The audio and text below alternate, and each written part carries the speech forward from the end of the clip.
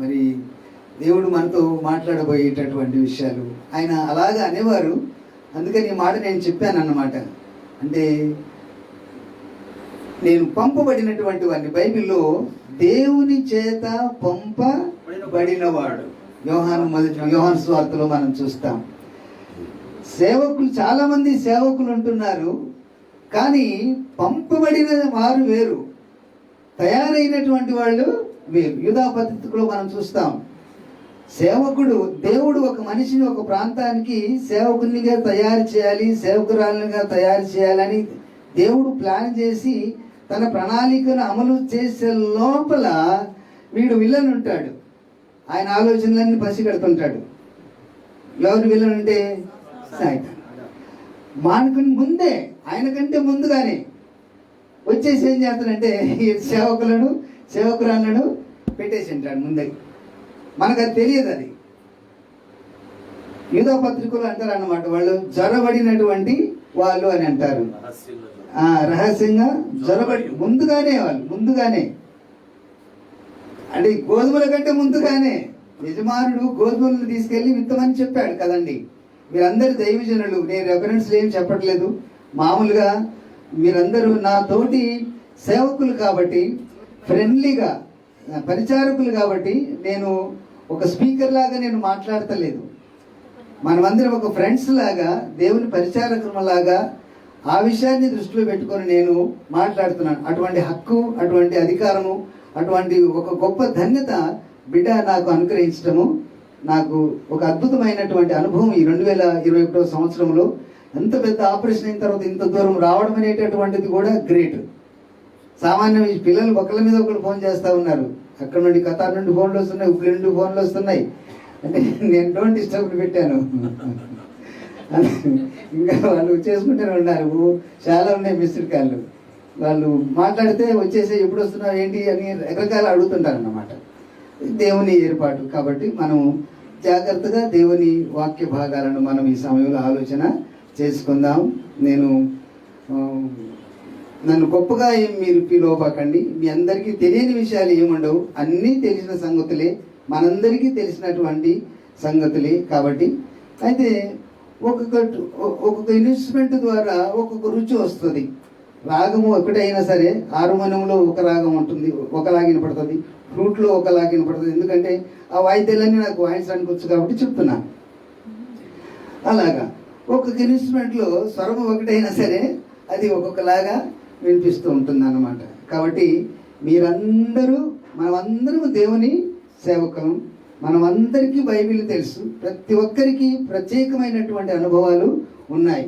ఇక్కడ ఎవరు గొప్ప, ఎవరు ఎక్కువ చెప్పగలరు, ఎవరు తక్కువ చెప్పగలరు అనే విషయం అనేది అసలు లేనే లేదు. కానీ సాతాను మాత్రం ఏం చేస్తాడంటే, ఒక ఏరియాలో దేవుడు తన సేవకులను తయారు చేయాలంటే దేవుడి కంటే ముందుగానే సాతాను ముందు ఏం చేస్తాడంటే అక్కడ సేవకురాలను పెట్టేసి ఉంటాడు. గోధుమలే కదయ్యా నువ్వు ఇచ్చింది, మంచి గోధుమలే ఇచ్చావు కదా. ఇచ్చినటువంటి వారికి ముడిచిన తర్వాత డౌట్ వచ్చేసింది. వాక్యాలన్నీ ఇంకా మీకు తెలిసి ఇంక చెప్పక్కర్లేదు, రెఫరెన్స్లు నేను. ఈ గురుగులు ఎక్కడి నుంచి వచ్చేసిందని చెప్పేసి కంగారు పడిపోతారు వీళ్ళు. మనమేం మిక్స్ చేయలేదు కదా, మనం ఎక్కడ ప్యాకింగ్ విత్తనాలు ఎక్కడ పెట్టలేదు కదా, దారిలో ఎవరైనా మార్చడానికి, ఎలాగ వచ్చేసిందని చెప్పేసి భయపడిపోయి వాళ్ళ యజమానుడి దగ్గరికి వెళ్ళి అడుగుతారు, ఎలాగ వచ్చినాయి. ఏం టెన్షన్ పడవకండి, మీరేం కల్తీ చేయలేదు, ఎక్కడా పొరపాటు జరగలేదు, దుష్టుడు చేసిన. కాబట్టి ఇక మనం వాళ్ళని తెలుసుకోవచ్చు. వాళ్ళ ఫలములను బట్టి అవి గోధుమల లేకపోతే గురుగుల అనేటటువంటి విషయము తెలుసుకోవచ్చు అని యేసుక్రీస్తు వారు చాలా క్లియర్గా కొండమీది ప్రసంగంలో మత్తయి సువార్త 5వ అధ్యాయంలో చెప్పేస్తారు. వాళ్ళ ఫలములను బట్టి, అంటే ఫలములు అంటే వాళ్ళు జీవించే జీవన విధానం, వాళ్ళ లైఫ్ స్టైలు, ఇంకా చాలా ఉంటాయి. ఇంకా మనందరికి తెలిసినటువంటి విషయాలు మనకు చాలా సింపుల్గా అర్థమైపోతాయి. ఇతను దేవుని సేవకుడా లేకపోతే దైవ సేవకుడు అనేది ఈజీగా అర్థమై పోవటం అనేది జరుగుతుంది అనమాట. దాని గురించి మనం ఇప్పుడేమో ఆలోచన చేయట్లేదు. అయితే ఈ సమయంలో ప్రియులారా, కీర్తనల గ్రంథం 68వ అధ్యాయం 11వ వచనాన్ని ఒకసారి మనము జ్ఞాపకం చేసుకుందాం. ప్రభు మాట సెలవించుచున్నాడు, దానిని ప్రకటించు స్త్రీలు గొప్ప సైన్యముగా ఉన్నారు. ఈ సమయంలో నేను మార్నింగ్ చెప్పినట్లుగా పరిచారకులను గురించి స్త్రీలు, పురుషులు, షండులు అనేటటువంటి 3 అంశాలను నేను తెలియజేయడం అనేది జరిగింది. మన సమయాన్ని దృష్టిలో పెట్టుకుందాం, క్లుప్తంగా కొన్ని విషయాల ఆలోచన చేద్దాం. నా ఉద్దేశం ఏంటంటే, నేను ముఖస్థితి లాగానో లేకపోతే ఇంకొక రకంగానో నేను మాట్లాడతలేదు ప్రియులారా. నాకు నా సేవా జీవితంలో నా ప్రణాళికలు, నాకు ఉండేటటువంటి అవకాశాలు చాలా ఉన్నాయి. కానీ వేటిని నేను పట్టించుకోలేదు, వేటి వైపు కూడా నేను వెళ్ళలేదు. అసలు ఒకవేళ ఇవాళ సినీ ఇండస్ట్రీని కన్నా చూసుకుంటే కీరవాణి గారు, తర్వాత రాజమౌళి గారు, శ్రీలేఖ, వీళ్ళందరినీ దృష్టిలో పెట్టుకుంటే మా క్యాంపులో వారు ఉన్నప్పుడు వారితో నాకున్నటువంటి బంధం, లేకపోతే వారు నాతో చర్చించినటువంటి విషయాలను ఒకవేళ మీతో నేను షేర్ చేసుకోవాలంటే, ఈ పాటికి నేను ఎంతోమంది సేవకులు నా ప్రాంతంలో అపాయింట్మెంట్ చేసి నేను ఆ ఫీల్డ్లో సెటిల్ అయిపోవాలి. నాకున్నటువంటి కృపావరాలకు నేను చక్కగా పాడగలుగుతాను, చక్కగా ప్రతి ఇన్స్ట్రుమెంట్ వాయించగలుగుతాను.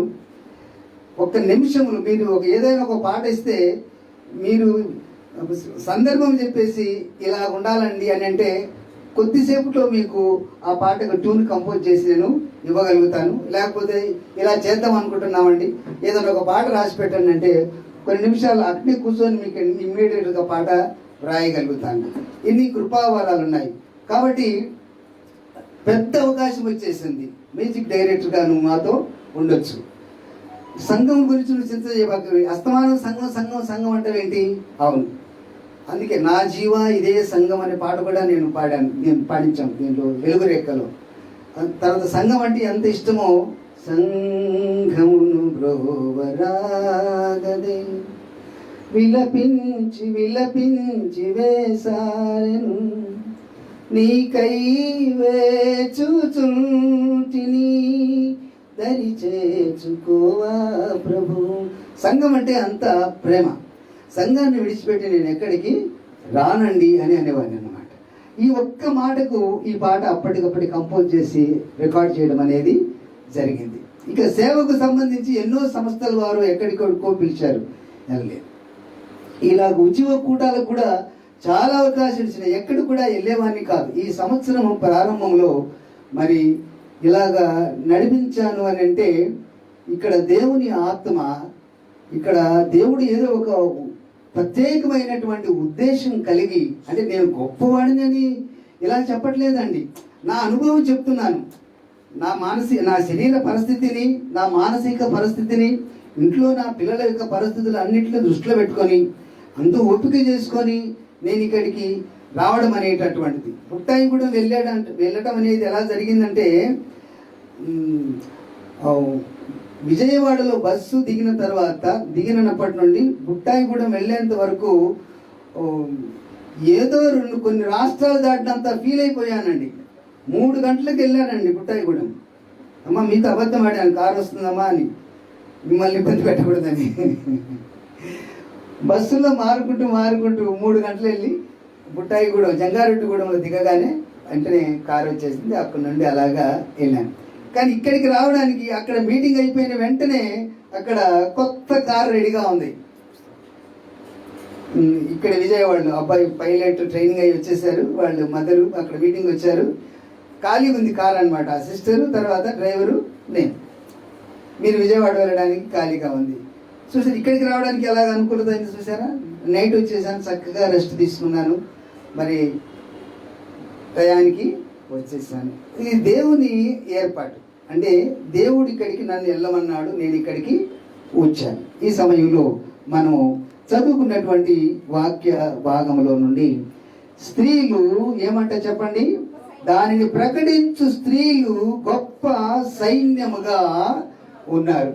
దేవుని పరిచర్యలో స్త్రీ పాత్ర నేను చాలా గర్వపడతాను, చాలా ఇష్టపడతాను. పాల్ యాంగ్చూ గారి గురించి చెప్పారు. ఫస్ట్ ఇండియాకి వచ్చినప్పుడు ఫస్ట్ మీటింగ్లో అటెండ్ అయింది నేను, కేర్వాణి గారు, శ్రీ శివదత్ గారు, తర్వాత మొత్తం ఫ్యామిలీ అంతా అక్కడే చెన్నైలో ఉన్నాం. ఫస్ట్ పాల్ యాంగ్చూ గారు ఇండియాకు రావడానికి పర్మిషన్ తీసుకొని వచ్చిన టైంలో బీచ్లో, మెరీనా బీచ్లో ఆయన సేవకు కారణం ఏంటో తెలుసండి? ఆయన సేవ అంత అద్భుతం అవ్వడానికి ఆయన రాసినటువంటి 4వ కోణం అనే పుస్తకంలో చెప్పారు. ఒక స్త్రీ, ఒక యవనస్తురాలు, ఒక అమ్మాయి, తర్వాత ఆయన పరిచయ ప్రపంచంలో అంత ఉన్నతముగా ఉండడానికి మీరు యూట్యూబ్లో కూడా అయ్యగారు చెప్పిన విషయాన్ని చూడొచ్చు. ఆకాశం నుండి చూస్తే ఆ దేశం అంతా ఎర్రటి సిలువలు కనిపిస్తాయి అమ్మా. ఆ ఉన్నతమైనటువంటి సేవకు రీజన్ ఏంటని ఆయన్ను చెన్నైలో మామూలుగా విలేకరులు ప్రశ్నిస్తే నా సంఘంలో స్త్రీలు అని చెప్పేసి చెప్పారు ఆయన. నా సంఘంలో స్త్రీల యొక్క పాత్ర అంత అద్భుతమైనటువంటిది అన్నమాట. బైబిల్లో కూడా అలాంటి కార్యాలే ఉన్నాయి. పురుషులు కూడా చేశారు. పురుషులు నేను తప్పు ఏం మాట్లాడట్లేదు. స్త్రీలకు ఇచ్చినటువంటి బాధ్యత చాలా ఉన్నతమైనటువంటి బాధ్యత. యోహాను సువార్త 4వ అధ్యాయము, యోహాను సువార్త 4వ అధ్యాయము. నేను టయాన్ని దృష్టిలో పెట్టుకొని మిమ్మల్ని ఇబ్బంది పెట్టకుండా మనం క్లుప్తంగా, ఎందుకంటే అందరం సేవకులం కాబట్టి కొన్ని ముఖ్యమైనటువంటి విషయాలు మీకు తెలియని ఏం కాదు, తెలిసినటువంటి అందరికీ తెలిసినటువంటి విషయాలే. ఆమె మాట్లాడినటువంటి ఒక మాట 4వ అధ్యాయము చూడండి, 28-29 వచనాలు. ఆ స్త్రీ తన కొండను విడిచిపెట్టి ఊరిలోనికి వెళ్ళి మీరు వచ్చి నేను చేసినవన్నీ నాతో చెప్పిన మనుషుని చూడుడి, ఈయన క్రీస్తు కాడా అని ఆ ఊరి వారితో చెప్పగా వారు ఊరిలో నుండి బయలుదేరి ఆయన యొద్దకు వచ్చుచు ఉండిరి. ఎవరు? సమరయలో ఉన్నటువంటి వారందరూ, ఊరిలో ఉన్న వారందరూ ఆయన యొద్దకు వచ్చుచు ఉన్నారు. ఎవరు చెప్పిన మాట విని? స్త్రీ చెప్పిన మాట విని. ఇంకా మనకు సమరయాన్ని పక్కన పెడదాం, స్త్రీ చెప్పినటువంటి మాట విని మనమందరం వచ్చేసాము సమరయ నుండి. వాళ్ళందరూ కూడా వచ్చేసారు. ఏమండి, అంతే కదండి, ఏమనుకోబాకండి, అంతే. దేవుని అది నడిపింపదు, అంతే.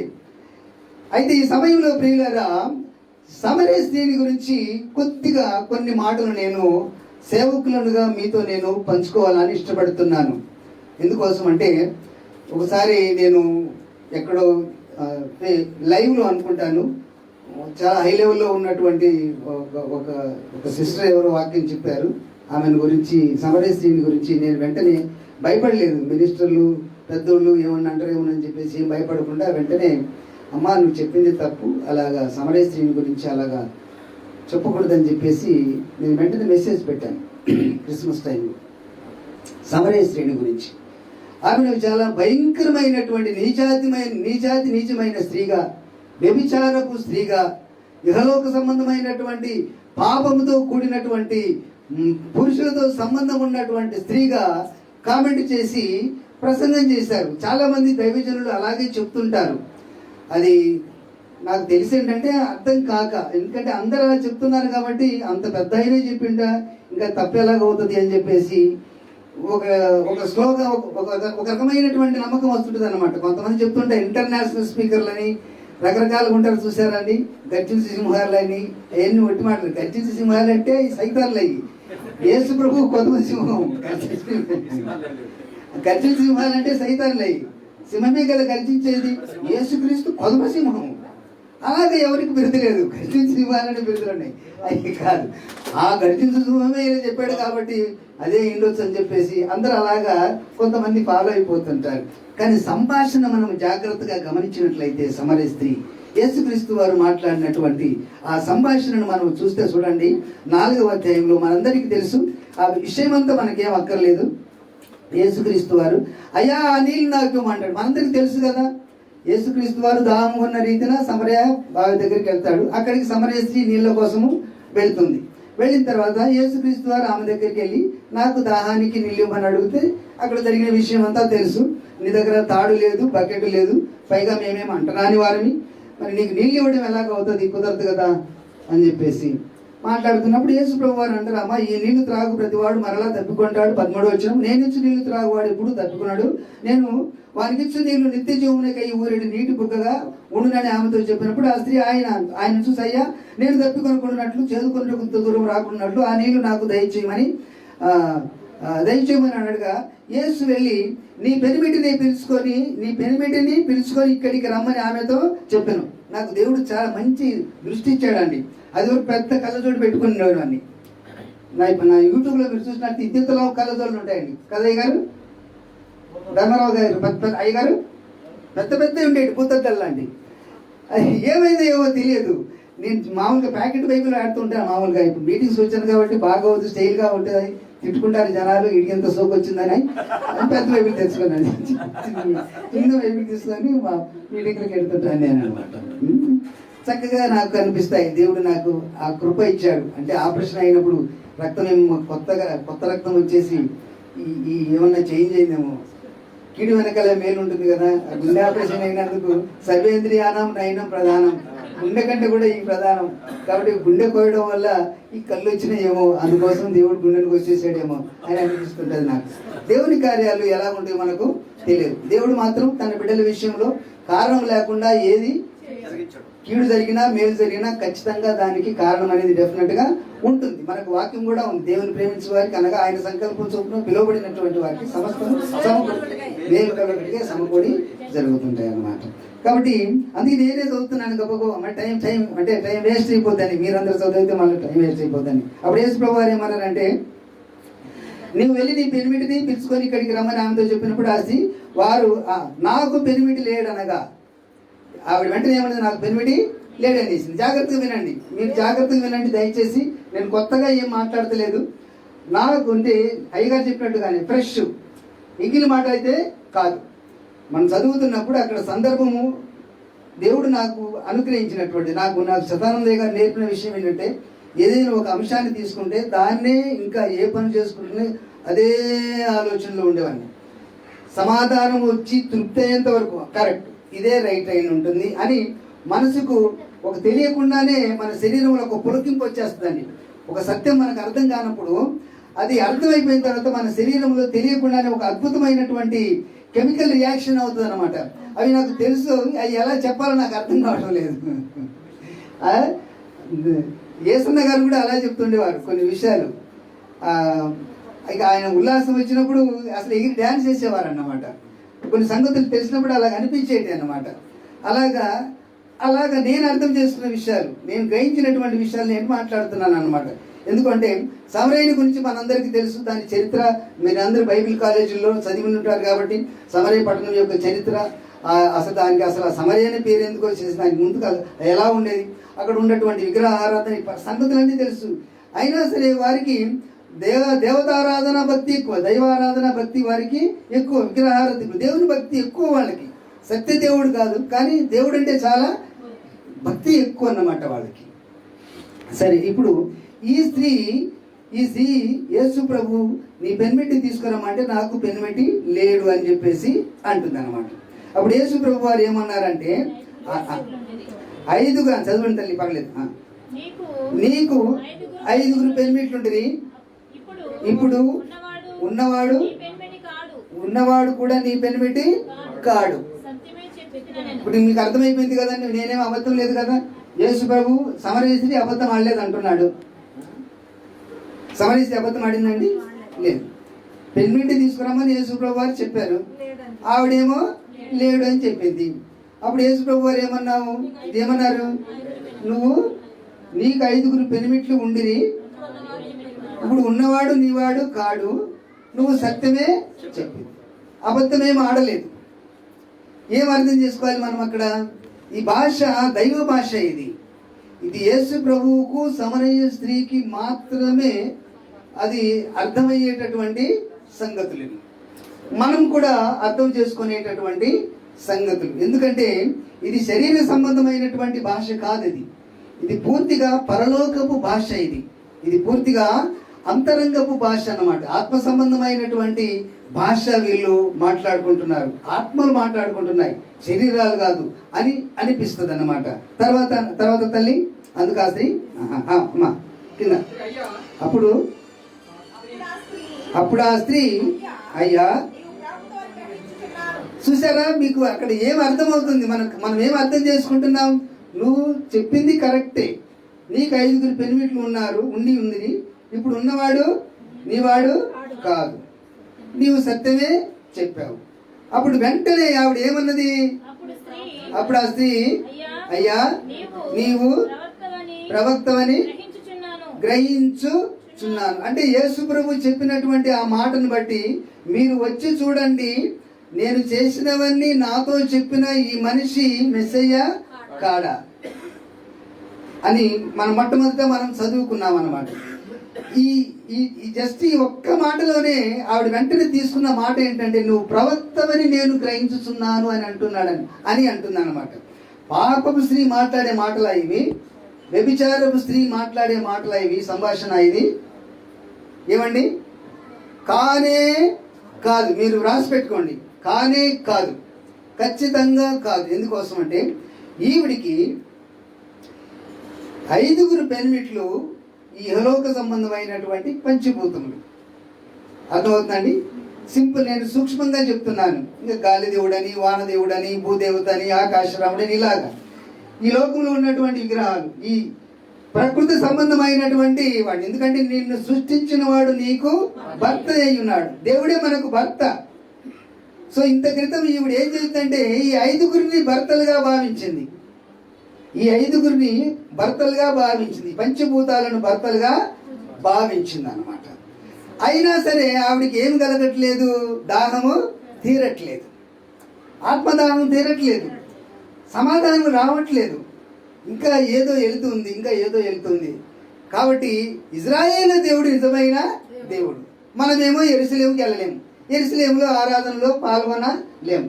కాబట్టి యాకోబు బావి నీళ్ళైనా తాగితే ఒకవేళ దక్కి తీరుతుంది, రక్షణ నాకు కలుగుతుంది అనేటటువంటి భావముతో అక్కడికి ఆవిడ వెళ్ళింది. అతను 6వ వాడు. ఎవరు చెప్పండి? ఈ యాకోబు బావి 6వ వాడు. ఇప్పుడున్నవాడు కూడా నీ వాడు కాదు. ఇంకా వేరే శాస్త్రాల్లో కూడా వెళ్ళొచ్చి అంశాన్ని తీసుకొని, అయితే ఇప్పుడు మనకు అది టైం లేదు, చాలా అద్భుతమైనటువంటి సంగతి అండి బైబిల్. ప్రపంచంలోనే మహోన్నతమైనటువంటి బైబిల్, దీనికి ఏది సాటి రాదు. ప్రపంచమంతా నా విందుకు వచ్చినా సరే, ఏ ప్రశ్నకైనా సరే, ఏ గ్రంథానికైనా సరే, ఏ ధర్మానికైనా సరే, ఏ నమ్మకానికైనా సరే, నేను బైబిల్లో నుండి వాళ్ళ పుస్తకాలలో నుండి సమాధానం నేను చెప్పగలుగుతాను, రుజువు చేస్తాను. నా దేవుని శక్తిని ఏలియాలాగా, యెహోషువలాగా రుజువు చేస్తాను. ఆ సమయం కోసం నేను ఎదురు చూస్తున్నాను. అవకాశం ఎప్పుడు వస్తుందా నాకని, ప్రపంచం ఎప్పుడు నా మీద దాడి చేస్తాను. సైన్స్తో పోటీ పడ్డాను, నాసాతో పోటీ పడ్డాను, ఇస్రోతో పోటీ పడ్డాను, చాలా విషయాలు ఉన్నాయి. నా యూట్యూబ్లో మీరు చూడొచ్చు అన్నమాట. ఒక అవకాశం కోసం చూస్తున్నాను.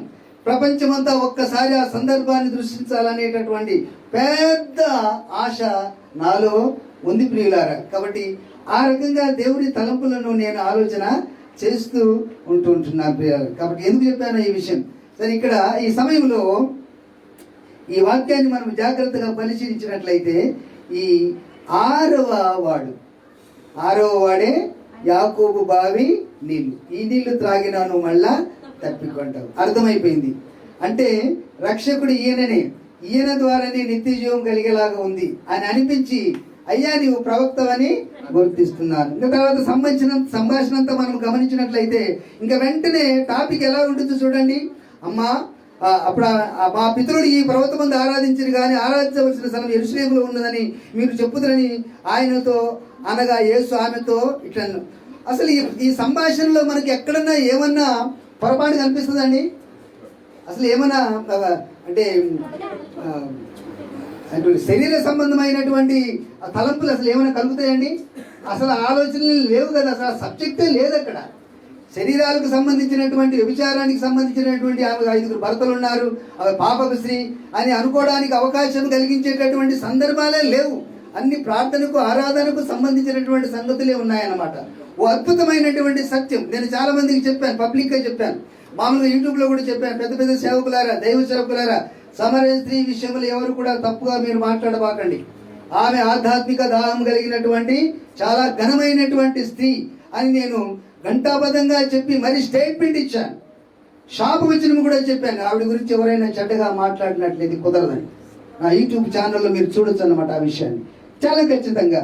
అప్పుడు యేసుక్రీస్తు వారు ఈయనకు మాత్రమే చెప్తాడు దేవుడు అంటే ఏమిటో అనే విషయం. దేవుడు అంటే ఏమిటో అనే విషయము ఈవిడికి మాత్రమే చెప్తాడన్నమాట. ఏంటంట దేవుడు అంటే ఆత్మ. దేవుడు అంటే ఆత్మ. శిష్యులు కూడా చెప్పలేదండి, ఈవిడికి మాత్రమే చెప్పాడు దేవుడు అంటే ఆత్మ అని. ఈవేళ అసలు ఈ సంగతి చాలా మందికి తెలియదు. ఈవేళ దేవుడు అంటే ఏంటో అనే విషయం తెలిస్తే అసలు మీడియాలో దేవుడిని గురించినటువంటి డిబేట్లు రానే రావు. దేవుడు అంటే ఏంటో తెలిసినటువంటి ఏ వ్యక్తి అయినా సరే అసలు డిబేట్ అని, చర్చ అని, దేవుడిని గురించినటువంటి ప్రశ్న అనేటటువంటిదే రాదండి. చాలా క్లియర్గా చెప్తున్నాడు దేవుడు అంటే ఆత్మ. ఎక్కడెక్కడున్నాడు ఆయన? ఆయన నేనుంటానన్నాడు, అన్ని చోట్ల ఉన్నాడు. కరెక్టే. అందరికీ తండ్రి అయిన దేవుడు ఒక్కడే. ఆయన అందరికంటే పైగా ఉన్నవాడై అందరిలోనూ వ్యాపించి అందరి ద్వారా జీవిస్తున్నాడు. తర్వాత అపోస్తుల కార్యములో ఆయన యందు మనము చలించుతున్నాం. చైతన్యం, మనలో ఉన్నటువంటి ప్రాణం ఏదైతే ఉందో అదే దేవుడు. దాన్ని చైతన్యం అని కూడా అని అంటారు. అర్థమవుతుందండి? దేవుడు అందరిలో దేవుడు వ్యాపించి ఉన్నాడు అనమాట. ఆయన్ను కనుగొనడానికి దేవుడు కొన్ని ఏం చేశాడు? పొలిమేరలు ఏర్పాటు చేశాడు. ఏంటి పొలిమేరలు? జాతులు అనేటటువంటి పొలిమేరలు. అవి చాలా మంది దాటలేకపోతున్నారు, దేవుని తెలుసుకోలేకపోతున్నారు. దేవుని తెలుసుకున్నాం అనుకుంటున్నారు, పెళ్ళిళ్ళ దగ్గరికి వచ్చినప్పటికీ పడిపోతున్నారు, దాటలేకపోతున్నారు. సరేనండి, మనకి ఇప్పుడు అది ఎందుకు, ఆ పాయింట్ అవసరము లేదు. అయితే ప్రియులారా, ఇంకొక మాట నేను చెప్పేసి మళ్ళీ ముందుకు వెళ్ళిపోతాను. ఈవిడ చెప్పినటువంటి ఆ మాట విని ఏం చేశారు?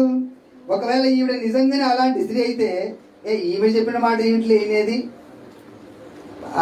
ఒకవేళ అలాంటి స్త్రీ అయితే ఆమెకు ఆ 5 భర్తలు అక్రమ సంబంధమైనట్టు శరీర సంబంధమైనటువంటి భర్తలు అయిందంటే ఆవిడ చెప్పిన మాట ఏంటి వినేదని కొట్టేస్తారు కదా.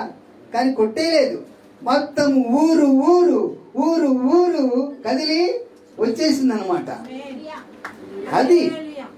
అది విషయం. కాబట్టి ప్రియులారా, స్త్రీలు గొప్ప సైన్యం అయిపోయింది. ఆవిడ ఇక్కడ పెద్ద సైన్యం అయిపోయింది. చైతన్యమ్మ గారు ఇక్కడ పెద్ద సైన్యము. ముఖశుద్ధి చేయట్లేదు. దేవుని ఏర్పాటు ప్రియులారా, స్త్రీలు చేసేటటువంటి పనులు అంత ఉన్నతమైనటువంటివి అని ముందుగానే చెప్పాను. ఎందుకంటే దేవుడు వాళ్ళకి ఆ బ్లెస్సింగ్ ఇచ్చాడు అనమాట. ఏమని? ఆశీర్వాదమునకు వారసులు, తర్వాత మీ కోసము మీ పిల్లల కోసము ఏడ్చేటు. మీరే, మీ ద్వారానే మేము మా పిల్లలు రక్షింపబడతారండి. పురుషులు రక్షింపబడతారు, పిల్లలు రక్షింపబడతారండి. మమ్మల్ని రక్షించేది కూడా మీరే. అటువంటి గొప్ప ధన్యత దేవుడు ఇవ్వడం అనేది జరిగింది. అర్థమైంది? సమరయులు అంటే తక్కువ వారు, నీచమైనటువంటి వారి కింద. ముళ్ళల్లో చేసేవయ్య సేవ, ముళ్ళల్లో అయిపోయింది. ముళ్ళు తీసేసావయ్య గారు, ముళ్ళలను తీసేసావన్నమాట. దానికి కూడా స్పిరిట్ ఏంటంటే, పవర్ ఏంటంటే స్త్రీ. ఏమైనా వాళ్ళు చేయగలరు. అంత ఉన్నతమైన శక్తి దేవుడు వాళ్ళకు అనుగ్రహించడం అనేది జరిగింది అన్నమాట. మనం యేసేను గ్రంథంలోనికి వెళ్దాం. ఇప్పుడు చెరసాల్లోకి వెళ్దామండి. గవర్నమెంట్ చెరసాల్లోనికి వెళ్ళిపోతాం అండి. దానికంటే ముందుగా ఒకసారి అపోస్తల కార్యంలో ఒక్కసారి టూకిగా ఆలోచన చేసుకొని అక్కడికి వెళ్ళిపోదాం కదా. పుతోను అనేటటువంటి ఆమె దయాన్ని వదిలించేశారు. వీళ్ళని పట్టుకొని కొట్టారు. ఎందుకెళ్ళి ఎక్కడికి వెళ్తున్నారు? ప్రార్థనకి వెళ్తున్నారు. ప్రార్థనా స్థలానికి వెళ్తే ఎక్కడో సముద్ర తీరాన ఇళ్లలో ప్రార్థన చేసుకుంటే ప్రార్థన చేసుకోవద్దు అని చెప్పేసి బెదిరించేస్తున్నారు వాళ్ళు.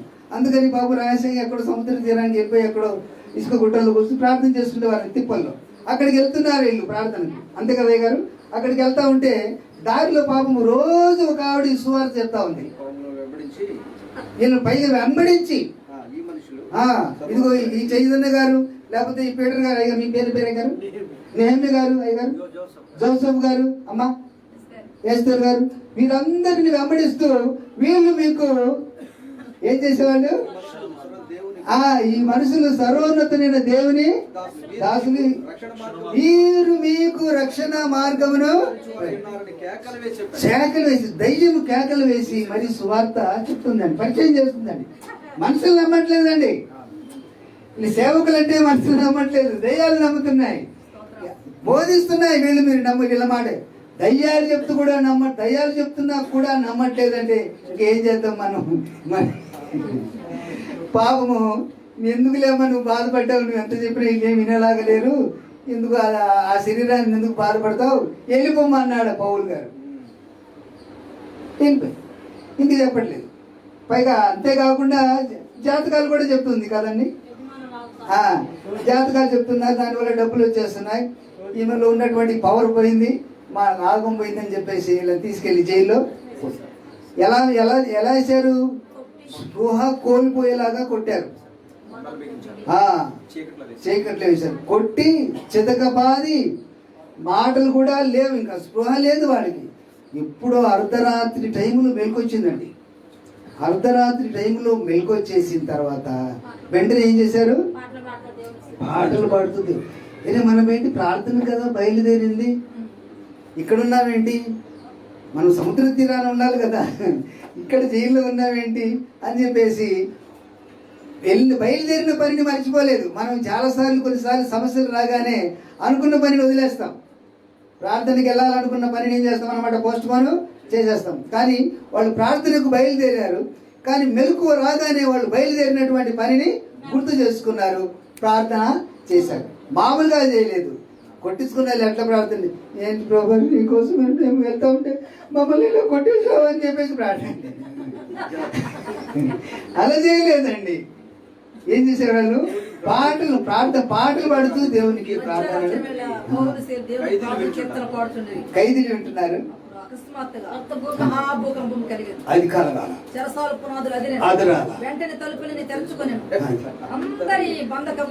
అందరి బంధకాలు అన్ని, పాప బంధకాలన్నీ ఊడిపోవాలి, అందరి చెరసాల తలుపులన్నీ తెరవబడాలి. ఇవి జరగాలండి. అప్లికేషన్లు కాదు, పిటిషన్లు కాదు, కోర్టుల చుట్టూ కాదు వెళ్ళాల్సింది, మినిస్టర్ దగ్గరికి కాదండి. ఇది ఇలా మోకరించేసి ప్రార్థన చేస్తే ఏమవ్వాలి? భూమి బద్దలైపోవాలి, చెరసాల పునాదులు అదిరిపోవాలి, తలుపులు తెరవ, అందరి బంధకాలు ఊడిపోయినాయి, అందరి పాప బంధకాలు ఊడిపోయినాయి అన్నమాట. చెరలో ఉన్న వారి దగ్గరికి వెళ్ళమయ్యా మనము. మీ పాయింట్, మీ ప్రసంగమే చెప్తున్నాను నేను. చెరలో ఉన్నటువంటి వారి దగ్గరికి మనము ప్రార్థనలో అపోహ ఉంది. ఇదంతా ఎందుకంటే వాళ్ళు ఎరిగినారు కాబట్టి, ఆయన నామం ఎలాంటిదో ఆయనకు మనం పొద్దున పాయింట్ కూడా విడిచిపెట్టకూడదు. ఆయనను ఎరిగి ఉన్నారు, ఆయన నామం ఎలాంటిదో వీళ్ళకు బాగా తెలుసు. తర్వాత ఆయనను ప్రేమించారు. ప్రార్థన చేసిన వెంటనే ఏమైపోయింది? అద్భుతమైన సంగతులు జరిగాయి. అవి జరగాలండి ఈవేళ, అవి జరగాలి అన్నమాట. అవి జరగాలంటే మనం చేయవలసింది ఏంటంటే ఇలాంటి ప్రార్థన చేయాలి. ఎలాంటి ప్రార్థన? పౌలు శీలను చేసిన లాంటి ప్రార్థన చేయాలి. ఆనాడు జరిగిన కార్యాలు ఈనాడు జరగట్లేదు. ప్రార్థన చేస్తున్నాం కానీ ఎందుకు జరగట్లేదంటే క్రియలు లేవు, ఉండవలసిన విశ్వాసము లేదన్నమాట. ఉండవలసిన విశ్వాసము లేదన్నమాట. ముస్లింల సంగతి తెలుసు కదా మీకు, దైవజనులు చాలా మంది చెప్పింటారు. మీరు ఆవగించేంత విశ్వాసం ఉంటే ఈ కొండపై సముద్రంలో పడమంటే పడుతుందన్న సంగతి తెలుసా? దైవజనులు అందరికి తెలుసు కదండి, అందరికీ తెలిసి ఉంటుంది, చెప్పక్కర్లేదేమో. ఓసారిగా చెప్పేనా? నాకు అయ్యగారిని చూస్తుంటే చెప్పాలనిపిస్తుంది, చెప్తేనే బాగుంటుంది అని చెప్పి అంటున్నాను. ఈ ముస్లింకి ఇంటి ముందు ఒక కొండ ఉందండి. ఎవరెవరు ఏమేమి చేసుకుంటుందో అంత కావాలి వీరికి. ఈ కొండ కూడా అడ్డు వచ్చేసింది. అత్తమానం తిట్టుకుంటే మా కొండను, సచ్చిన కొండ ఇది ఇప్పుడు అడ్డు వచ్చింది. ఏమేం చేసుకుంటున్నారో, ఎవరు ఏం చీర కట్టుకున్నారో, ఎవరు ఇల్లు ఎలా శుభ్రం చేసుకుంటున్నారు, ఎవరెవరికి ఏ ఇంటికి ఎవరెవరు చేస్తున్నారు, ఈ గొడవలన్నీ కావాలి ఆవిడకి. ఆయన అదృష్టవశాత్తు ఆవిడ ప్రసంగం ఉన్నది, పాస్టర్ గారు చెప్పిన ప్రసంగం, మీలో అవగినంత విశ్వాసం ఉంటే ఈ కొండపై సముద్రం చూడండి పడుతుంది అన్న ప్రసంగం వినేసింది. ఇంట్లోకి వెళ్ళిపోయి రాత్రి తలుపేసేసుకొని ప్రార్థన చేసేస్తుంది. ప్రభా కొండపై సముద్రం పడమంటే పడుతుందని పాస్టర్ గారు చెప్పారు, కొండపై సముద్రంలో పడమంటే పడుతుందని పాస్టర్ గారు చెప్పారు, కొండపై సముద్రంలో పడమంటే పడుతుందని పాస్టర్ గారు చెప్పారు, కొండపై సముద్రంలో పడాలి, కొండపై సముద్రంలో పడాలి. రాత్రి అంతా ప్రార్థన చేసింది, పొద్దున్నే తలుపు చేసింది. నేను ముందే అనుకున్నాను అందుకు జరగట్లేదు ఈరోజు కార్యాలు. ఎవరైనా ఒక దైవ సేవకుని బంధించి జైల్లో వేశారంటే ఆ సేవకుడు జైల్లో ప్రార్థన చేస్తే ఏం జరగాలి? నన్ను ఎవరన్నా వెళ్తారేమో చూస్తున్నానండి, ఎవరు వేయట్లేదు, నేను చెప్తున్నాను. ఇప్పుడు లైవ్ ఉంది, ఫేస్బుక్లో చూస్తున్నారు చూడండి మీరు కూడా. నన్ను ఎవరన్నా అలా వేస్తే అలా కార్యం చేయాలనుకుంటున్నాను నేను, నన్ను ఎవరు వేయట్లేదు.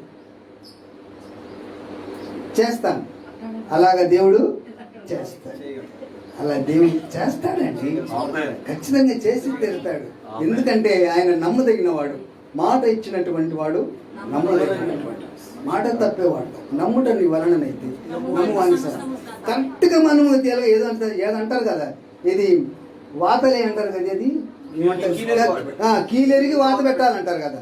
అలాగా విశ్వాస విషయంలో కొన్ని జాగ్రత్తలు మనం పాటించాలి. ఒక దయ్యాన్ని వదిలించలేకపోయారు, ఎవరెవరు మాంత్రికులు వదిలించలేకపోయారు, శిష్యులు కూడా వదిలించలేకపోయారు. ఆఖరికి తండ్రి వచ్చి యేసు ప్రభు దగ్గరికి వచ్చి నీ వల్ల ఏమన్నా అవుద్దేమో చూడన్నారు.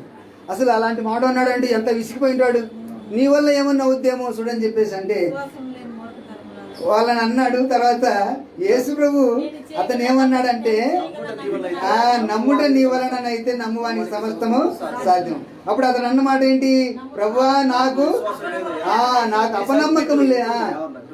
అపనమ్మకము కలగకుండానట్లు సహాయం చేయమని అడిగాడు. అంతే. ఎప్పుడైతే ఆ మాట అతను అడిగాడో అప్పుడు యేసుక్రీస్తు వారు దయ్యంతో ఏమన్నాడు తెలుసా, చెవిటివైనా మూగ దయ్యమా ఎందుకు వదిలిపెట్టలేకపోయారు మిగతా వాళ్ళందరూ? బాగా నాకు మళ్ళీ సమాధానం ముందుట్లా కాదు అది ఇంకోటి కాదు, నాకు సరైన సమాధానంగా ముందు ప్రయత్నం చేసిన వాళ్ళందరూ ఎందుకు వదిలిపెట్టలేకపోయారు? ధర్మరావు గారు ఎక్కడున్నారు, వెళ్ళిపోయారా? ముందు కాదండి, యేసు ప్రభు వారు ఏమన్నారు, చెవిటివైన మూగదయ్యమా అమ్మ వచ్చేసారు చెప్పేశారు. ఎందుకు వదిలిపెట్టలేకపోయారు ఇంతకాలము? యేసు ప్రభు శిష్యులు కూడా వదిలిపెట్టలేకపోయారు. ఇంతగా దయ్యం క్యారెక్టర్ వీళ్ళకి తెలియదు, ఆ దయ్యం ఏ దయ్యమో వీళ్ళకి తెలియదు. అది చెవిటిది, వీళ్ళు వచ్చేసి ఓ శిఖర పడ్డాడు, దానికి ఏమి ఓ రమ్మ పెట్టి కోసేస్తాడు, ఏమంటాడో నాదే దానికి వెనకబడబ్బా, ఏమనుకోబాకండి అమ్మా, నేను నా ఇంటే ఉంటాయి గీతాలజీ ప్రసంగం కదా అట్నే ఉంటుంది. ఎవరిని చేసిన వినపడతలేదు, అర్థం కావడం లేదు. చెవుడిది మూగది, ఎవరు వదిలిస్తారు? ఎవరు వదిలించలేదు. కాబట్టి యేసుక్రీస్తు వారు మాత్రమే అది చెవిటోళ్ళను మాట్లాడించగలుగుతాడు, మూగవాళ్ళను వినిపించేలాగా చేస్తారు, చెవిటోళ్ళు వినిపించేలాగా చేస్తారు, మూగివారిని మాట్లాడించగలిగేలాగా చేయగలుగుతాడు. కాబట్టి అది లోపించింది మనలో. ఏముందంటే కీలు చూసి వాత వేయడం అనేది మనకు రావట్లేదు. కీళ్ళను పక్కన పెడుతున్నాం, ఎక్కడెక్కడో వాతలు పెడుతున్నాం.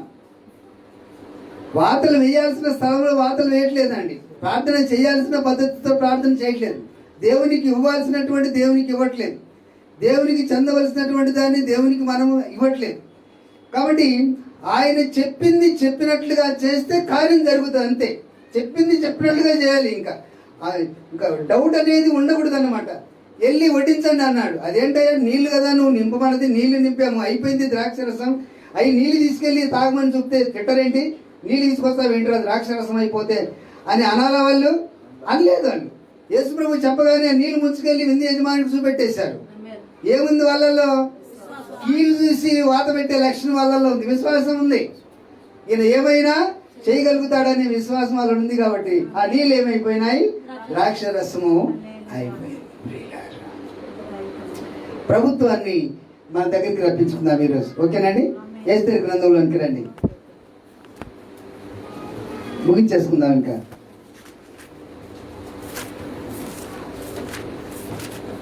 ముళ్ళు అయిపోయినాయి, చెరసాలు అయిపోయినాయి, ఎముకలు ఉన్నాయి. మా 8 ఎముకలు ఉన్నాయి కదా గారు, ఏజ్ కంటే. అవును, అంటే అయ్యగారు ప్రసంగం గుర్తు చేశాను. ఎస్తేరు గ్రంథంలోనికి మనము వెళ్ళినట్లయితే 7వ అధ్యాయము, ఎస్తేరు గ్రంథము 7వ అధ్యాయము మొదటి నుండి 3 వచనాల వరకు మనం చదువుదాము. ఈ సంగతి రాణి ఎస్తేరు నొద్దకు విందునకు రాగా రాజు, ఎస్తేరు రాణి, నీ విజ్ఞాపన ఏమిటి? అది నీకు అనుగ్రహింపబడదు. నీ మనవి ఏమిటి? రాజ్యములో సగం మట్టుకైనను నీకు అనుగ్రహించదనని. 2వ నాడు ద్రాక్షారసపు విందులు ఎస్తేరుతో అని. అప్పుడు రాణి చాలన. ఎస్తేరు గ్రంథం అంతా మనమందరం సేవకురాలు కాబట్టి తెలుసు, మనకంతా సంగతి తెలుసు. ఈ సంఘటన వెనకాల జరిగినటువంటి చరిత్ర అంతా మనకు తెలుసు. రాజు విందు చేయించడం, తర్వాత ఈవిడ కూడా నువ్వు చేస్తే నేను కూడా చేయించలేనని చెప్పేసి రాజు భార్య వష్టి కూడా విందు చేయించడం. అందగత్తె, వష్టి అంటే అందగత్తె అన్నమాట. ఆవిడ కూడా విందు చేయించడం, ఇదంతా జరిగింది. తర్వాత షండులతో రాజు ఏం చేశాడంటే తన భార్య సౌందర్యాన్ని చూపించాలన్న ఉద్దేశంతో సేవకులను పంపించాడు, పరిచారకులను పంపించాడు. వాళ్ళ మాట ఈవిడి వినలేదు. వెళ్ళినందుకు రాజు కోపం వచ్చింది. మనందరికీ ఆ విషయము తెలుసు. వారిని ఎవరిని మనం తక్కువగా అంచనా వేయడానికి వీలు లేదు. ఎందుకంటే వాళ్ళది ఒక ప్రత్యేకమైనటువంటి కుమార్తెలు అనిపించుకునడానికంటే కూడా ఇంకా శ్రేష్టమైనటువంటి పేరు వాళ్ళకి నేను పెడతానన్నాడు. ఏం పేరు పెట్టాలో, ఏం పేరు పెట్టుంటాడు అబ్బా అని మీరేమన్నా ప్రశ్న, అసలు సమాధానం వెతికారు ఎవరన్నా? అయ్యా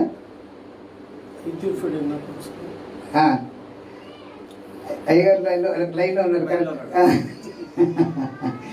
కదండి. ఒక అద్భుతమైనటువంటి పరిస్థితి. తర్వాత నా ప్రాకారంలో వారికి ఒక స్పెషల్ అకామిడేషన్ అనేటటువంటిది వారికి ఇస్తానని దేవుడు ఏర్పాటు చేశాడు. అది ఒక పెద్ద ప్రసంగమే అవుతుంది ఆ సబ్జెక్టు మనం వెళ్ళిపోతే. కాబట్టి వీళ్ళరా ఇక మరి ఈ పరిస్థితుల్లో ఇది రాజుకు అవమానం కలిగినటువంటి అంశము మనందరికీ తెలుసు. తర్వాత ఆమె స్థానంలో ఎస్తేరును ఏర్పాటు చేస్తారు. ఆ ఏర్పాటు చేసినటువంటి ఆయన ఎవరంటే మమకాను అనేటటువంటి మాట ప్రకారం ఇలా జరిగింది. మరి రాణి నా మాట వినలేదు, ఏంటి పరిష్కారం అంటే అందరూ చెప్పాలి కదా పెద్దలందరూ. అందులో ఈ ఎవరు మెముకాము కదా, చూడండి 21వ వచనం. ఈ సంగతి రాజునకు అధిపతులకు అనుకూలముగా ఉండను కనుక అతడు మెముకాను మాట ప్రకారము చేసింది. మెముకాము అంటే అర్థం ఏంటంటే వారు దరిద్రులు అని అర్థం అన్నమాట. మళ్ళా ముళ్ళు కూడా వచ్చేస్తాయి ఇక్కడ. వాళ్ళు దరిద్రులు అంటే ఒక దరిద్రుడు చెప్పినటువంటి మాట ప్రకారంగా ఈమెను తీసేసి ఏం చేశారు? ఎస్తేరును రాణిగా అపాయింట్మెంట్ చేస్తారు. ఎస్తేరు ఆమె లేత చిగురుటాకు అని మనం ఆమె అసలు పేరు అదస్స అసలు పేరు. తర్వాత అదస్స అనేటటువంటి పేరుకి అర్థం ఏంటంటే లేత చిగురుటాకు. ఎస్తేరు అనేటటువంటి పేరుకి అర్థం ఏంటంటే నక్షత్రం అనమాట. ఇప్పుడు ఆవిడ స్టార్ అయినట్టు మనం చూస్తామన్నమాట. తర్వాత సంగతి మనందరికీ తెలుసు. నామాను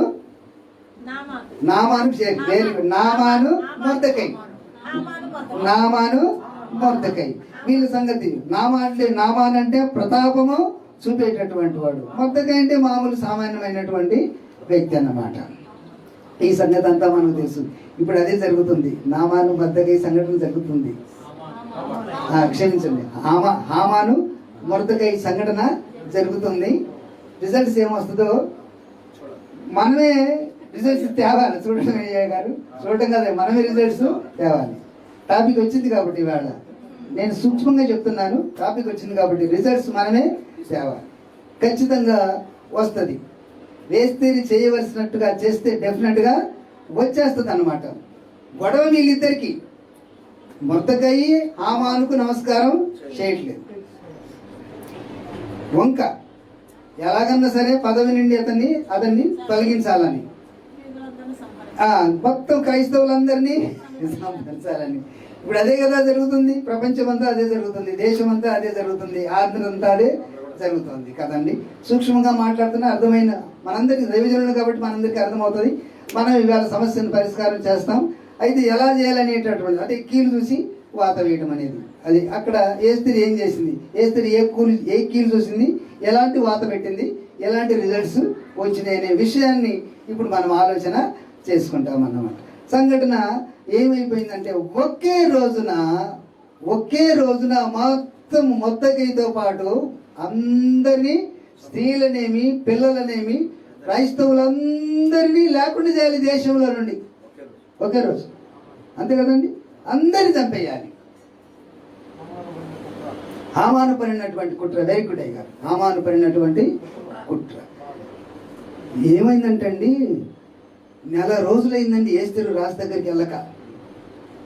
ఈ పరిస్థితుల్లో ఈ సంగతిని ఎలాగన్నా సరే ఎస్తేరుకు జారేద్దామని చెప్పేసి మద్దకయ్యి చాలా బాధతో ఉంటాడు, గోనెపట్ట ధరించుకుంటాడు, వికారంగా ఉంటాడు, బాధపడుతుంటాడు. ఎస్తేరు గమనిస్తుంది ఏమైంది ఏంటి అని చెప్పేసి. మనందరికి తెలుసా ఆ సంగతి. తర్వాత ఎస్తేరు ఏమంటుందంటే, నేను రాజు నన్ను పిలిచి కూడా నెల అయింది, ఒక్క నెల గ్యాప్ వచ్చి ఒక్క నెల పిలవలేదండి. అంత అందగత్తి అనమాట ఆవిడ. ఒక్క నెల రాజు దగ్గరికి వేస్తారు వెళ్ళలేదు. అపాయింట్మెంట్ ఇది రాజకీయం పెట్టింటాడు ఎవరు, హామాను. ఇది పెట్టించాడు, వెళ్ళనివ్వకుండా చేసింటాడు అనమాట. వేస్తేరికి తెలుస్తుంది ఈ సంగతి, ఏమైనా మార్చేస్తుంది అని చెప్పేసి ఏదో ప్లాన్ చేసి మొత్తానికి వేస్తేరుని ఒక నెల రాజు దగ్గరికి వెళ్ళనివ్వకుండా చేశాడు. ఆ మాట మొదటితో చెప్తుంది అనమాట. అంటే పెంచుకున్నటువంటి తండ్రి కదా, పెంపుడు తండ్రి కదా, చాలా బాధతో చెప్పింది. నన్ను కూడా పిలవక ఒక నెల అయిపోయింది, నువ్వు బట్టలు వేసుకోముందంటే నేను వేసుకుని అన్నాడు. వేసుకుని చెప్పేసి నువ్వు ఒకవేళ ఈ సహాయం చేయకపోయినా పర్లేదు, ఇంకొక రకంగా దేవుడు ఇస్తాడు అని చెప్పేసి మధ్యకై మాట్లాడితే అప్పుడు ఎస్తేరు కీలు చూడటము, వాత పెట్టడం, ప్రార్థన చేయడం, సమస్యను పరిష్కారం చేసే విధానాన్ని మనం ఇక్కడ చూస్తున్నాం. 14వ వచనం నుండి, నీవు ఈ సమయమందు ఏమీ మాట్లాడక మౌనముగా ఉన్న యెడల యూదులకు సహాయమును విడుదలయు మరి యొక్క దిక్కు నుండి వచ్చును గాని నీవును నీ తండ్రి ఇంటి వారును నశించరు. ఒకవేళ నువ్వు రానివని అక్కడ ఉంటున్నావేమో, నీవును నీ తండ్రి ఇంటి వారు కూడా నశిస్తారా? నీవు ఈ సమయమును బట్టి రాజ్యమునకు వచ్చిదివేమో ఆలోచించుకోమని చెప్పమనేను. అప్పుడు ఎస్తేరు మొద్దకైతో మరలా ఇట్లా నేను, నీవు పోయి షూషాను వద్ద కనబడిన యూదులనందరినీ సమాజ మందిరమునకు సమకూర్చి, అంటే ప్రార్థన హాల్కి సమకూర్చి, ఎవరి నిమిత్తము? దేవుడి కోసం ప్రార్థన చేయట్లేదు అక్కడ. ఎస్తేరు నిమిత్తము ఉపవాసం ఉండి 3 దినములు అన్నపానములు చేయకుండుడి. నేనును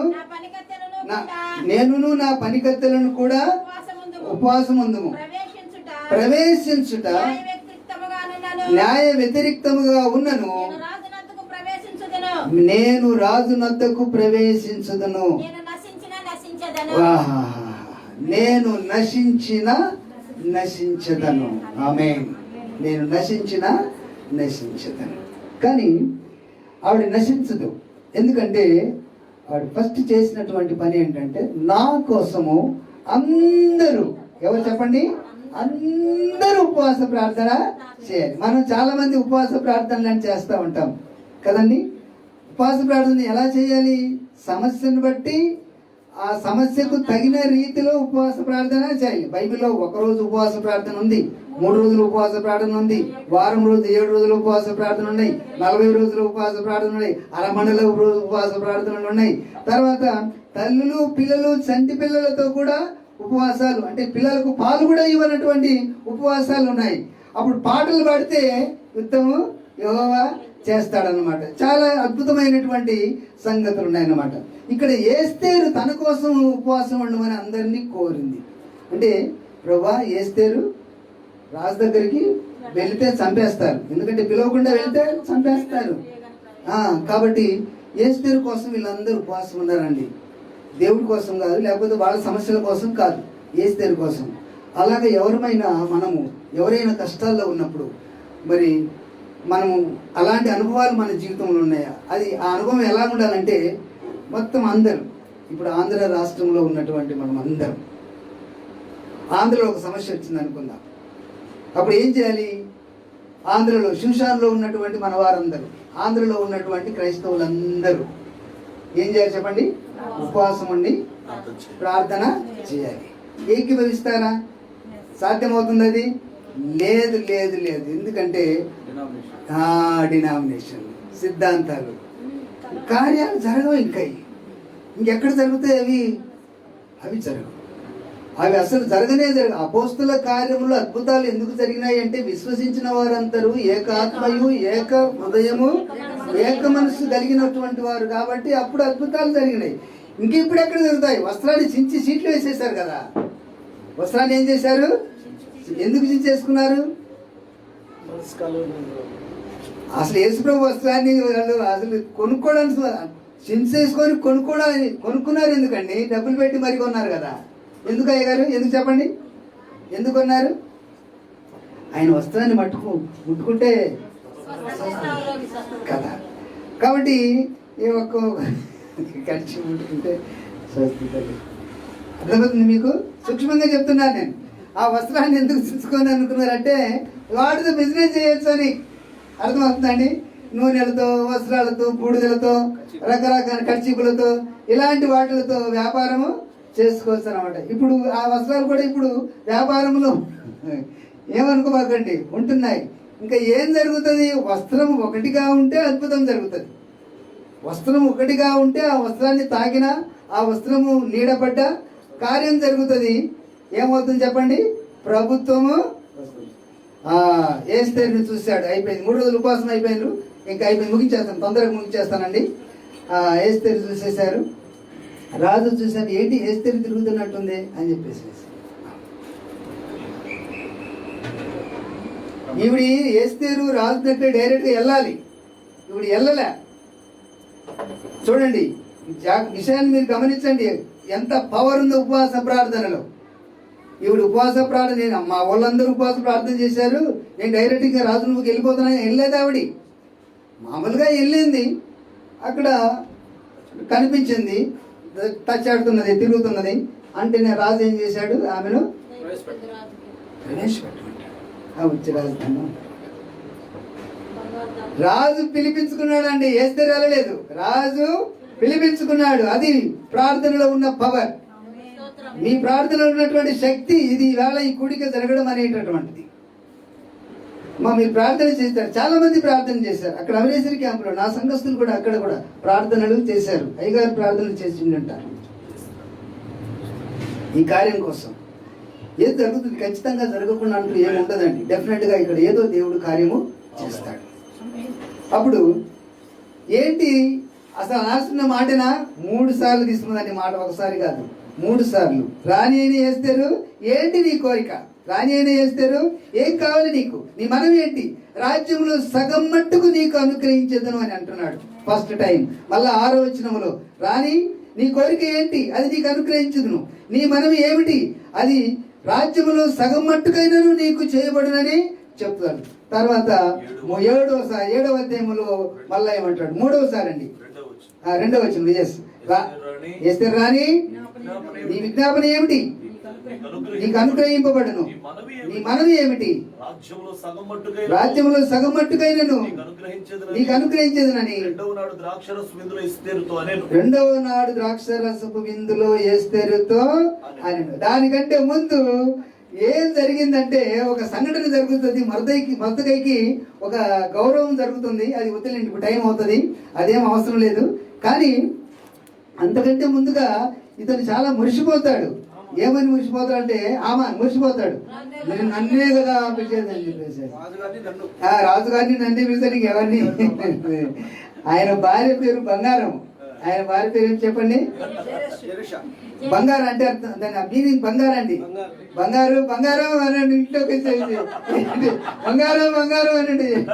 రాజు చేస్తారు, నన్ను రాజును మాత్రమే, నువ్వు వాళ్ళ జోలికి పోతున్నావు, జాగ్రత్త.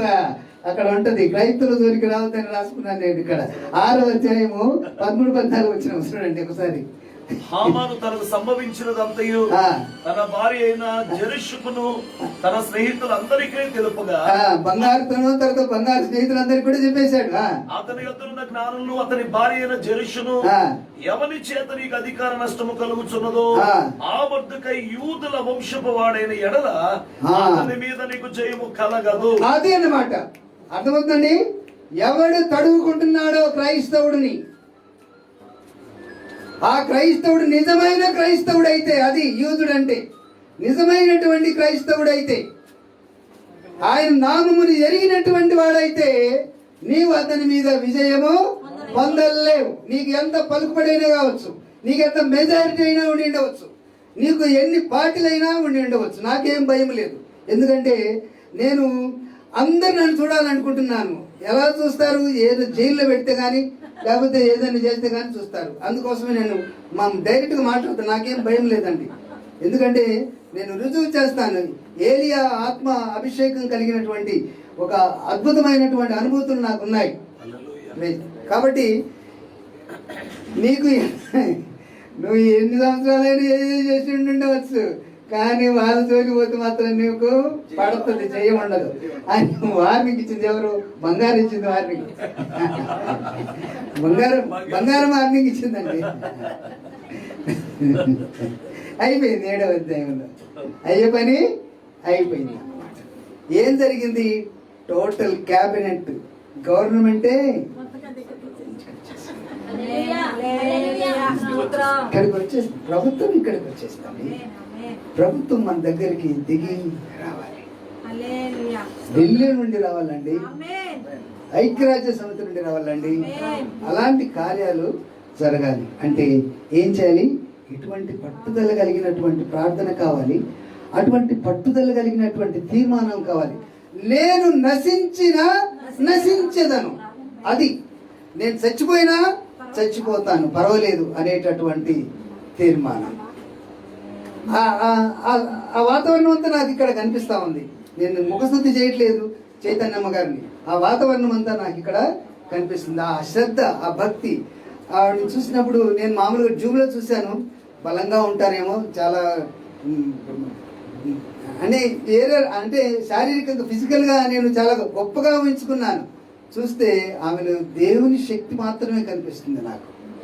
దేవుని శక్తి మాత్రమే ఆ తగ్గింపు, అసలు ఆ వినయం, ఆ నమ్రత నిజంగా ఇప్పుడు ఏస్తని చెప్తున్నాను చూసారా, అలాగనే మొదటి పేరుకున్నటువంటి లక్షణాలు కనిపిస్తున్నాయి ఆమెలో. నేను అమ్మ ముఖస్థుతి చేస్తున్నాను అనుకోక తల్లి, నాకు చెప్పాలనిపిస్తుంది, అలా చెప్పేశాను నేను. కాబట్టి ప్రియులారా, అటువంటి తీర్మానం చేసేటటువంటి వ్యక్తులు కావాలి. తర్వాత ఆ వ్యక్తుల కోసం అలాగా క్రైస్తవ్యం అంతా ఒక్క తాటి మీదకి వస్తే ఈవేళ భారతదేశంలో చెరసాల పునాదులు అదిరిపోతాయి. అర్థమవుతుందండి? గవర్నమెంట్ మన ఇంటి దగ్గరికి వచ్చేస్తుంది, వాళ్ళ జోలి మనము అపోస్తులుగా. అలాంటి ఎందుకు జరగట్లేదు ఈరోజు? ధర్నాలు ఎందుకు, ఉపవాసాలు ఎందుకు, ర్యాలీలు ఎందుకు, మీటింగ్లు ఎందుకు? అవన్నీ ఉన్నాయా బైబిల్లో? ఏమైనా చేశారా అలాంటివి? మేమేం తప్పు చేసామని మమ్మల్ని సింహాల గుహాలు వేశారు, మేమేం తప్పు చేసామని మమ్మల్ని అగ్నిగుండం లేదు, అసలు పాపం వాళ్ళకి మాట్లాడడానికి ఛాన్స్ లేదులే. పోనీ మేమేం చేసామని మమ్మల్ని చెరసాల్లో వేశారు అని ఏమన్నా అన్నారా? అనలేదు. పేదలైతే నిశ్చింతగా నిద్రపోతున్నాడు కదా, పడుకున్నాడు. వీళ్ళకి కాపలా రెస్ట్, ఆయన ఏమో నిద్రపోతున్నాడు. జైల్లో రెస్ట్ ఉంది ఆయనకు. అంటే పేతురు కొత్త వాగ్దానం ఉందిలే, నువ్వు ముసలోని అయిన తర్వాత చచ్చిపోతావు అని చెప్పాడు కదా దేవుడు, అది వినింటది మనసులో, అందుకే పడుకున్నాడు. నీకు ఇష్టం లేనప్పుడు నేను ఇడిచికెళ్ళిపోతారు కదా, అంటే నువ్వు ముసలోడు అయిన తర్వాత నువ్వు వయసులో ఉన్నప్పుడు చచ్చిపోవని చెప్పాడు ప్రభు. ఒకవేళ అది అతనికి మనసులో ఏమన్నా ఉండింటదేమో, అయినా కొద్దిగానే చింత ఉండాలి కదండి. నిశ్చింతగా పడుకొని నిద్రపోతున్నారు. సంఘం మీద ఆసక్తిగా ప్రార్థన. ఇప్పుడు ఎందుకు జరగట్లేదు? ఒక విశ్వాసి జైల్లో పడ్డాడంటే అతనికి బెయిల్ ఎందుకు, రికమెండేషన్స్ ఎందుకు? ఏం జరగాలి? మరియం ఇట్లా ప్రార్థన జరగాలి, చైతన్యం ఇట్లా ప్రార్థన జరగాలి, పేదరయ్య గారి ఇట్లా ప్రార్థన జరగాలి, నేమయ్య గారి కదండి, అద్భుతమైనటువంటి సేవకులు యెరూషలేమును మళ్ళా కట్టించారు, అక్కడ ప్రార్థన జరగాలి,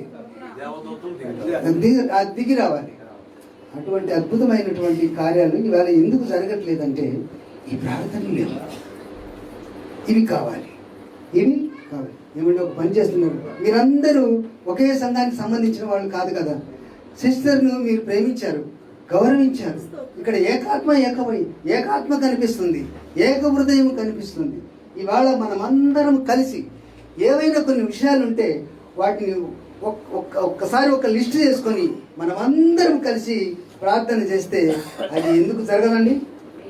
ఎందుకంటే ఇప్పుడు అందరూ ఉన్నాం ఇక్కడ అన్ని పిలువబడినటువంటి వాళ్ళు అందరూ ఉన్నారు. ఒకే విశ్వాసానికి సంబంధించిన వాళ్ళు కాదు కదా. అంటే ఒక్కొక్క డినామినేషన్లో ఒక్కొక్క నమ్మకాలు ఉంటాయి, కానీ ఇక్కడ అందరూ ఏకీభవించారు. ఒకే విశ్వాసము, ఒకే నమ్మకము, ఒకే సామూహికముగా మనమందరం ఇక్కడ చేరి ఉన్నాం. కాబట్టి ఒకసారి ఎస్తేరు కోరుకున్నట్లుగా మనం అందరం కలిసి మన అవసరాలు, ఇప్పుడు మనకు అవసరమైంది ఏంటి? ఇప్పుడు మనకు ప్రస్తుతం మనకు అవసరమైంది ఏంటి? ఎవరు నశించడం దేవునికి ఇష్టము లేదు, అందరూ రక్షింపబడాలనేది ఖచ్చితమైనటువంటి సంకల్పం. తర్వాత అందరూ ఆరోగ్యంగా ఉండాలి. తర్వాత దేశం కోసం మనం ప్రార్థన చేయాలి. ఎందుకోసం అంటే దేశమా ఇప్పటికైనా మేలుకో అని ఉంటుంది. కాబట్టి ఈ సంగతులన్నీ దృష్టిలో పెట్టుకొని ఈ సమయంలో మనము ఒక విజయవాడలో ఒక అద్భుతమైనటువంటి ఆశీర్వాదకరమైనటువంటి దేవుని గొప్ప కార్యాలు జరిగేలాగా ఈ సమయంలో మరి సిస్టర్ గారిని గుర్తుపెట్టుకొని మరి ఈ మీటింగ్ను మనము ఈ సేవకుల సదస్సు ఏదో ఒక గొప్ప కార్యము ఈ ప్రార్థన ద్వారా జరగడానికి ఏదైనా ఒక అంశం మరి మీకు ఇక్కడ పరిస్థితులు తెలిసినటువంటి వారు మీరు మరి అమ్మగారు చైతన్యమ్మ గారు కావచ్చు, మరి వారి చెప్తే వారి ఉద్దేశాలు కూడా చెప్పవచ్చు. ఇలాగ సేవా భారం గురించి లేకపోతే మన రాష్ట్రాన్ని గురించి కొన్ని అవసరాలు చెప్పుకొని మనం ప్రార్థన చేసుకొని మనం అందరం కలిసి దేవుని ఆశీర్వాదాన్ని మనము పొందుకుందాం. ఓకే అండి, ముగించు అంటే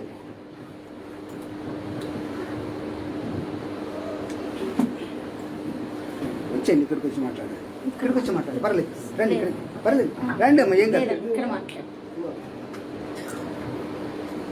మొదటిగా దేవాది దేవునికి కృతజ్ఞతాస్తుతులు చెల్లిస్తూ మరి దైవజనులు అందరూ నేనైతే సేవకులు పాస్టర్లు అనుకోను. ఎందుకో తెలుసా, నేనేమంటానంటే పొలంలో పనివారం మనం అందరం అనుకుంటా, నేను అనుకుంటా ఆయన పొలంలో నేను పనికత్తినయ్యా, మన పనికత్తులకు పెద్ద క్రెడిట్లు ఏమి ఉండవు.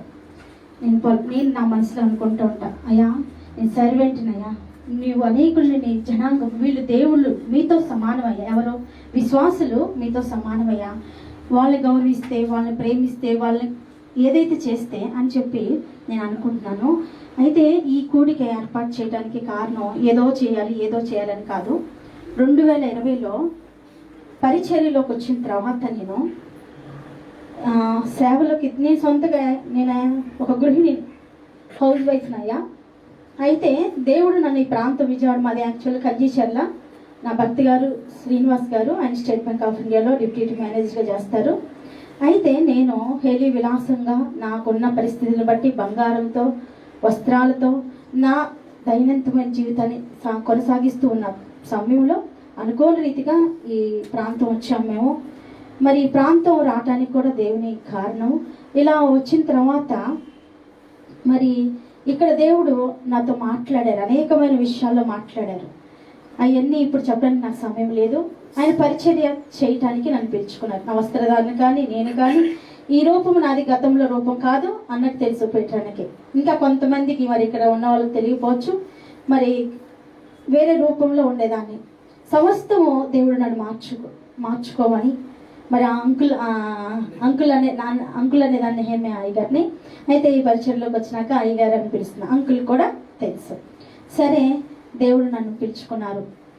ఈ మెయిన్ కారణం ఏంటంటే 2020లో పరిచయం చేస్తున్న కాలంలో భయంకరమైన శ్రమలు, ఆఖరికి ఈ వీధులలో మరి ఒక సాతాను నన్ను పరిగెత్తించింది. ఎట్లా పరిగెత్తేదానంటే సిల్క్ చీరలు ఇలా కట్టుకొని వీధుల్లో, ఒక కారణం అవన్నీ నేను చెప్పడానికి నాకు సమయం లేదు, కానీ ఒక కారణాల చేత పరిగెత్తేదాన్ని, సేవ వద్దనుకునేదాన్ని, పరిచయం వద్దనుకునేదాన్ని, ఎందుకు పిలిచాడు దేవుడు అనుకునేదాన్ని. ఇంకా చాలా సమస్యలు ఉన్నాయి నాకు. స్త్రీని కదా నేను చేయనయ్యా, మరి పురుషులు ఎక్కువ బ్రదరన్ ఫెలోషిప్, అందుకే అయ్యగారిని కూడా పిలిచేశారు. బ్రదరన్ ఫెలోషిప్ వాళ్ళని కూడా రండి అని ప్రతినాడు పిలుచుకున్నాం. స్త్రీ చేయకూడదు ఎన్నో అయ్యా నేను చాలా కొన్ని సంవత్సరాలు అయితే చాలా అయ్యా నేను చేయొచ్చా మరి నేను కూడా నరకానికి వెళ్ళిపోతాను, నా బిడ్డలు నరకానికి వెళ్ళిపోతాను, ఆ భయం నాకు ఎక్కువగా ఉంది, మరి నేను చేయకూడదు ఎన్నో ప్రశ్నలతో దేవుడు నన్ను నిలబెట్టారు. అన్నిటికీ జవాబులు ఇచ్చేవారు.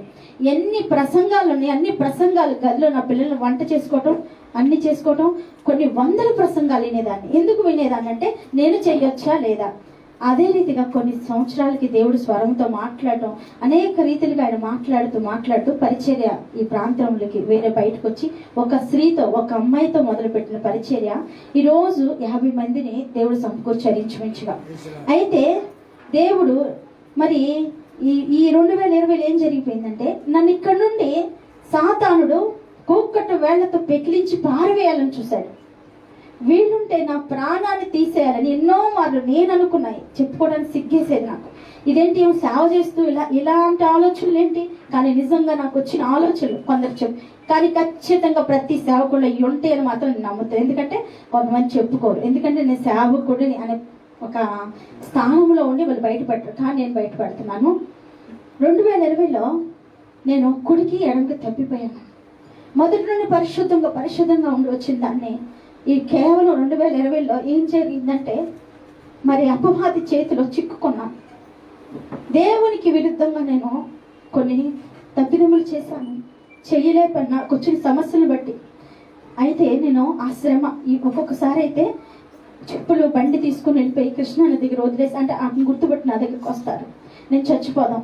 వెంటనే నాకు ఒక తలంపు, అయ్యో ఇంతమందిని ఎవరికి చెప్పుకోవాలి. ఈ రోజు వరకు నేను ఇంతమందిని దేవుడు నాకు అప్పు చెప్పాడు కదా, ఒక 30 మందిని 40 మందిని అప్పు చెప్పాడే దేవుడు నాకు, మరి వీరికి ఏం వాళ్ళందరూ ఎవరు నమ్ముకొని ఇక్కడ ఉన్నారు అని ఎన్నో నిజంగా భయంకరమైన స్థితిలో 2020 నేను మరి దాటి 2021 వచ్చాను. నిజంగా నేను 2020లో చనిపోవాల్సింది. దేవుడు నాకు ఒక తలంపించారు. నిజముగా సేవ చేయుచున్న వారు ఖచ్చితంగా వాళ్ళు ప్రారంభ దశలో తప్పిపోతారు. ఇక్కడ ఉన్న నేను నమ్ముతున్నాను, ఎవరు చెప్పినా అది ఓపెన్ అవ్వకపోయినా ప్రతి సేవకుడు ఎంత గొప్ప సేవకులు ఉన్నా నాకు దేవుడు బయలుపరిచారు. వాళ్ళు ఎంత పేరు తెచ్చుకున్నా ఖచ్చితంగా వాళ్ళు అడుగులు తడబడి ఖచ్చితంగా వాళ్ళు స్థిరపడి, ఎందుకంటే అభ్యాసం చేస్తూ నేర్చుకుంటూ చిన్నపిల్లలు మాటలు వచ్చి రానట్లు ఎట్లా నేర్చుకొని వచ్చారో అట్లాగే మరి బలమైన సేవకులుగా మారుతారు అని ఒక్కొక్క సేవ చేర్చున్న వాళ్ళందరి పరిస్థితులు, బాధలు, కష్టాలు, వేదనలు సమస్తం సేవకులు ఉండి నిలబడి సేవ చేస్తున్నారయ్యా. మరి సేవకులు పిలిచి పాద పరిచర్య చేయాలి, మీకేదో వాక్యం వినిపించాలి, ఏదో చేయాలని మాత్రం ఇక్కడ నేను పిలవలేదు. కేవలం వాళ్ళు పాదాలు కడిగి, యేసయ్య అంతటి వారే పాదాలు కడిగాడు. ఎవరికి కడిగారు? శిష్యుడికి. నేను ఆలోచించి ప్రతి పని చేసేటప్పుడు 100 సార్లు దేవుని దగ్గర కూర్చుంటాను, దానికి జవాబు వస్తేనే నేను చేస్తాను. యేసయ్య అంతటి వారే శిష్యుడు పాదాలు కడిగితే నేనే పాటి దాన్నయ్యా? ఎంతమంది దీనికి అంగీకరిస్తారు? దయచేసి వినండి, అది పాద పూజ కాదు. ఏంటి? అదేమి పాద పూజ కాదు, లేకపోతే ఆయన దేవుడిగా కొలవట్లేదు మనం. వాళ్ళు చేస్తున్న రేపొద్దున 12 మంది శిష్యులు శ్రమలు, బాధలు, వేదనలు పడాలనుకొని నాకు అర్థమైంది. ఇలా మరి నరక వేదన పడాలనుకొని మరి వారి పాదాలు కడిగాడేమో యేసయ్య. నేను కూడా అయ్యా నాకులాగా శ్రమ పడ్డారు. ఈ 21లో నేను ఇక మునుపటి తప్పిదాలు ఎన్నడూ 20లో నేను చేసింది ఇక చెయ్యను నీ మాట ప్రకారం జీవిస్తాను అని నేను ఒక ఒప్పందంకి వచ్చి ఒక 5గురు అయినా సరే ఒక్కడు ఫస్ట్ అయ్యా తమ్ముడి దగ్గరికి వెళ్ళి ప్రదీప్ గారి దగ్గరికి నేను సేవకులు కొడుకు పెట్టియాలనుకుంటున్నాను, నీ ఒక్కడితో వస్తావా అని అడిగా. వస్తానక్క అన్నాడు. వెంటనే ప్రసంగ్ గారు ఫోన్ చేసి అయ్యా ఒక్కడే సేవ చేసే ఒక్కడే వస్తాడు, మీరు 2 రాష్ట్రాలు దాటి విజయవాడ వస్తారా? ఇంతే అడిగానండి. వాళ్ళిద్దరిని మీరు ఇక్కడే ఉన్నారు మీ ఎదుటిగానే, ఒక్కళ్ళే వస్తారు, మీరు ప్రసంగం చేయడానికి వస్తారా? నాకు తెలియదు ఇంతమంది వస్తారని. అయితే ఖచ్చితంగా వాళ్ళు ఏం చెప్పారు, అయ్యగారు అన్నారు, అయ్యా అమ్మా ఛార్జీలు ఎంత అవుతాయి అని అడిగా. నా దగ్గర డబ్బులు లేవయ్యా, మీకు ఛార్జీలు ఎంత అవుతాయి అని అడిగితే 2000 అవుతాయి, బస్సుకు వస్తానమ్మా అన్నాడు. అసలు ఆ మాటకి నేను ఆశ్చర్యపోయాను. ఈ రోజుల్లో ఎలా ఉన్నారంటే సేవకులు మనీ మైండ్, కమర్షియల్గా ఉన్నారు. సరే అయ్యా, సరే ఒక్కళ్ళు అని చెప్పాను అయ్యగారికి, తమ్ముడికి ఒక్కళ్ళు అని చెప్పాను.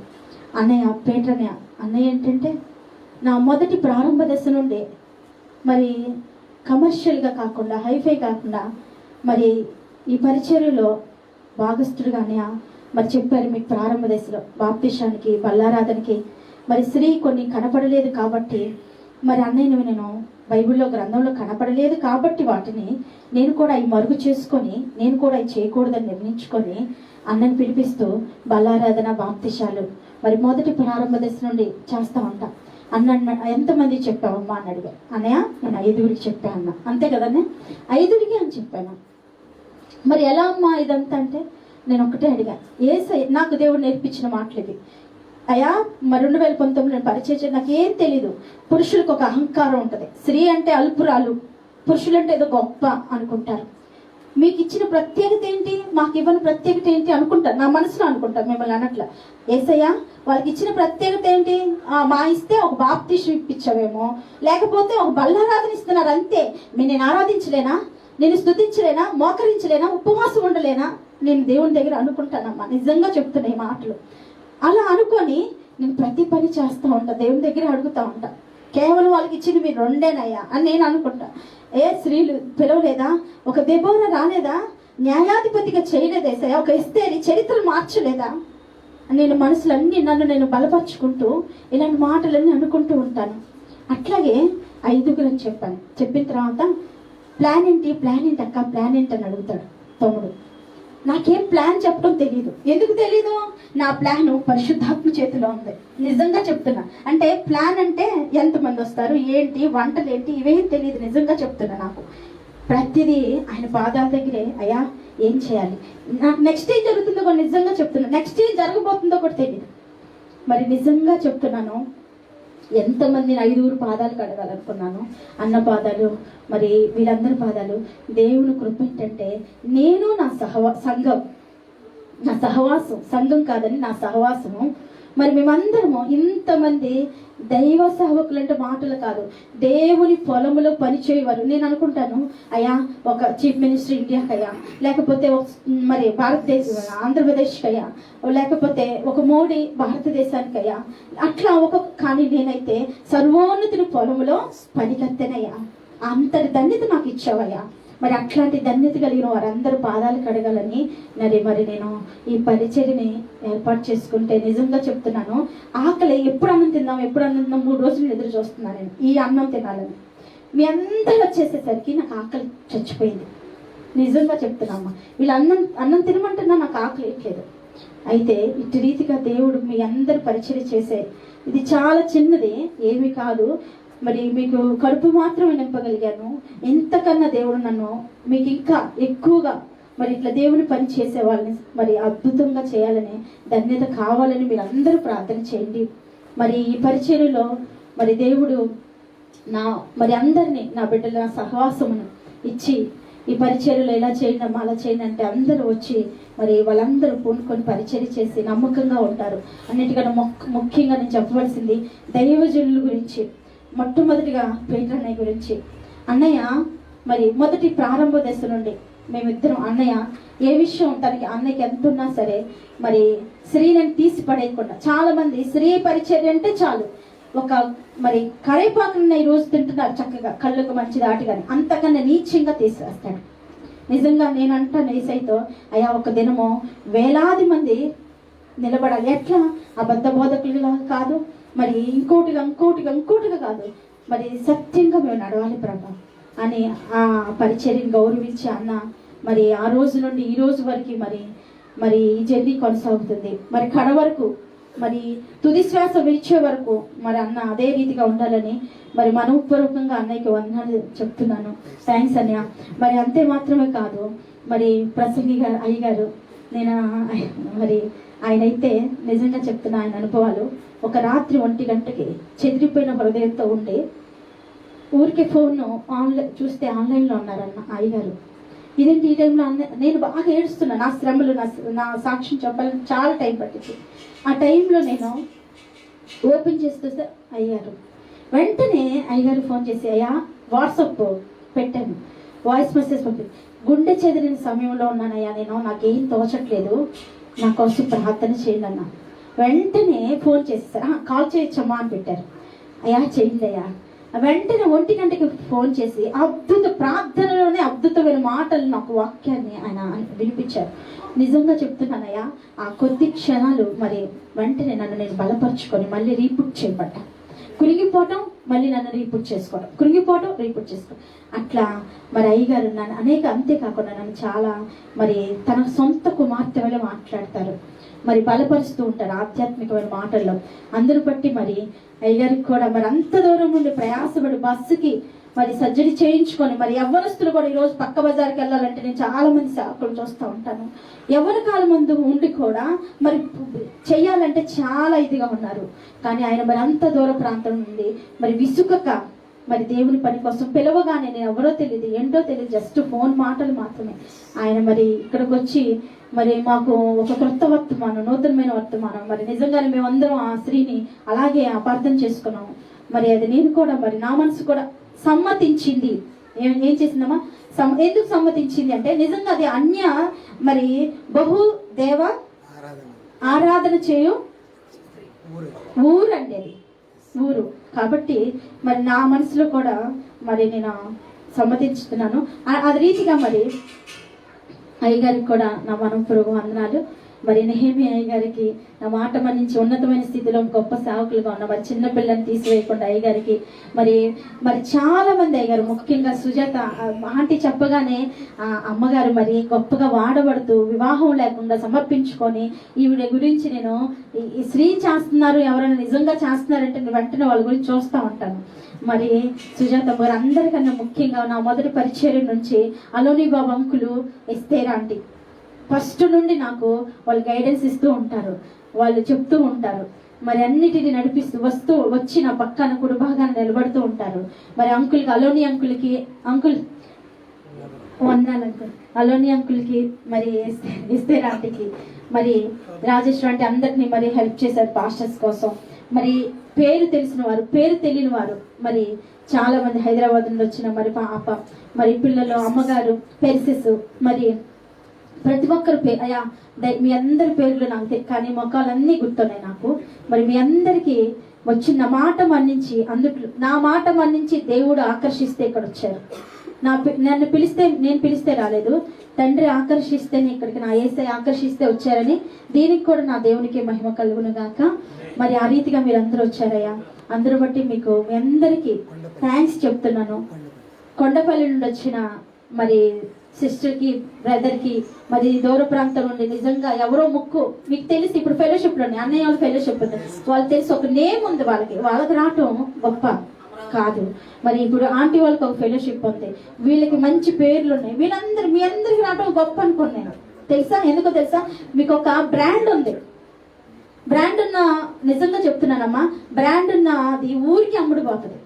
ఏ బ్రాండ్ లేని మరి నన్ను దేవుడు ఆయన మహిమ, నేనంట అయ్యా నేను పాంప్లెట్లు వేయించావమ్మా, పేపర్స్ వేయించావమ్మా అంటే యేసయ్య కాలంలో ఆ నోటి మాటే సువార్త, అయ్యే పాంప్లెట్స్. నేను కూడా అదే నమ్ముతాను, నోటి మాటతో సువార్త వెళ్ళిపోవాలి, నాది అనేకులు రావాలి అని నేను మరి నిజంగా అనుకున్నట్లే దేవుడు నా విశ్వాసమే, దేవుడు ఇందా చెప్పారు కదా విశ్వాసం ఏం చేసిందంట, అట్లాగే మరి నేను మరి విశ్వసించినప్పుడు నిజంగా దేవుడు ఎంతమంది నడిపించారు. అందుని బట్టి మరి మొగులూరు వరబస్ అన్య, మరి సోమ అన్య, మరి ఇంకా అనేకులు, మరి యేసువాదవయ్య గారు, పేర్లు గుర్తున్న వాళ్ళు చెప్తున్నా, ఈసారి నోట్ చేసుకొని అందరికి చెప్తానమ్మా. మరి అట్లా వచ్చారు. అందరికన్నా ముఖ్యంగా నా బిడ్డలో ఆత్మీయ సహవాసము, మరి లక్ష్మి, మీరా, మరి లక్ష్మి, పేర్లన్నీ ఇంక చదవాలంటే చాలా ఉన్నాయా. వాళ్ళందరికీ కూడా థ్యాంక్స్ చెప్తూ, మరి అందరికన్నా ముఖ్యంగా తమ్ముడు, ఇక్కడ నడిపించిన తమ్ముడు ప్రదీప్ అయ్య గారు, మరి నా శ్రమలో పోయిన సంవత్సరం అంతా వారి భార్య నిలబడి సహాయంగా నిలబడ్డారు. మరి ఏది చెప్పిన వాళ్ళు నాకు సహాయంగా నిలబడ్డారయ్యా. మరి నా కుటుంబానికి అందరికన్నా ముఖ్యంగా చెప్తున్నాను, నా కుటుంబానికి రక్షణ లేదు, నా భర్తకి రక్షణ లేదు, నా కుమారులకి రక్షణ లేదు. మరి నా దర్శనం ఏంటంటే నా కుమారులు ఖచ్చితంగా ఇక్కడ సేవ చేయబోతున్నారు. మరి ఆ రీతిగా మరి వారందరి కొరకు నా కుటుంబం కోసం ప్రార్థన చేయండి. వచ్చిన వాళ్ళందరికీ మరి ఒకసారి మనోపూర్వకంగా మీ అందరికీ అన్న మరి మీ అందరికీ థ్యాంక్స్ చెప్తూ మరి ఒకసారి పేటన్నకి అయ్యగారికి మహేమయ్య గారికి మరి అందరికన్నా ముఖ్యంగా రోజు జోసెఫ్ గారికి మరి లోపల ఉన్న రాజారావు గారికి అయ్యగారిని ఎందుకు పిలిపించారంటే స్త్రీ పరిచర్య అంటే వాళ్ళకి ఇష్టం ఉండదు. ఇక్కడ చాలా మంది ఉన్నారు బ్రదర్ ఫెలోషిప్, తిమోతి అయ్య గారు బయట ఉన్నారు బ్రదర్ ఫెలోషిప్ వాళ్ళు. అయితే దేవుడు మాతో కూడా పని చేయించుకుంటారు. బ్రదర్ ఫెలోషిప్ అన్నయ్యలందరికీ చెప్తున్నారు, మాతో కూడా పని చేయించుకుంటారు. అయితే దేవునికి మహిమ కలుగుగాక. హేళన చేయటానికి కాదన్నా, మీ అందరంటే నాకు ప్రేమ, అందుకే పిలిచాను. దేవునికి మహిమ కలుగును గాక.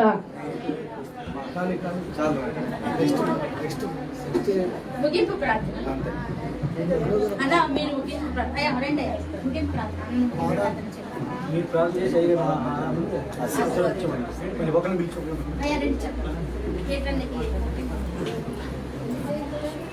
ఓకే. దేవుని బిడ్డలారా, పరిచర్య ముగించబడిందండి. ముగింపు ప్రార్థనతో ప్రార్థన ఆశీర్వాదంతో మనం ఇక్కడ సెలవు తీసుకుందాం. క్లోజ్ అయిపోయింది.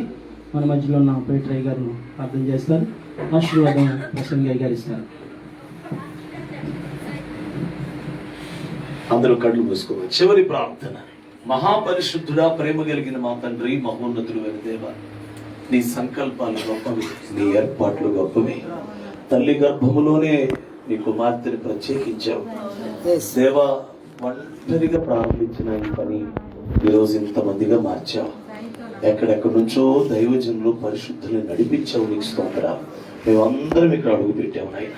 హృదయపూర్వకంగా కోరుకుంటున్నాం ప్రభు అయిన యేసు క్రీస్తు నామంలో నీ కుమార్తె చేస్త నీ పరిచర్య వర్ధిల్లునుగాక, విస్తరింప చేయబడునుగాక. ఇక్కడ ఒక మహిమ గల సంఘం కట్టబడాలి నాయన. కడబోరం రోగినప్పుడు మట్టి శరీరం మహిమ శరీరంగా మార్చబడి పెండ్లి కుమార్తె సంఘముగా నీ ఎదుట నిలబడగలిగిన ఒక వధువు ఇక్కడ కట్టబడే కృప దయచేయండి. ఇదిగో నీ సేవకులు దూర ప్రాంతం నుంచి నడిపించబడి నాయనా నీ కొందనాలు ప్రభుత్వాలనే కదిలించగలిగిన మా యొద్దకు నడిపించుకోగలిగినటువంటి ఎస్తేరు ప్రార్థన మాకు నేర్పించండి.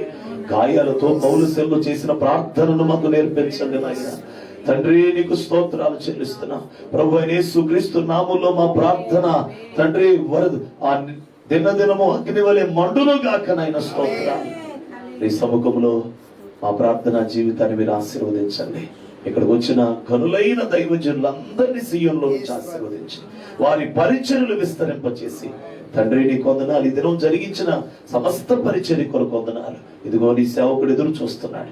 ఒకరోజు ప్రపంచం అంతా తనను చూడాలని, దేవానికి స్తోత్రాలు, జైల్లో ఉండాలని, దేవా అనేక మందికి సువార్త చెప్పాలని, దేవా ఏలియా ఆత్మతో నిండిన సేవకుడని దేవాన్ని సన్నిధిలో ప్రకటించారు.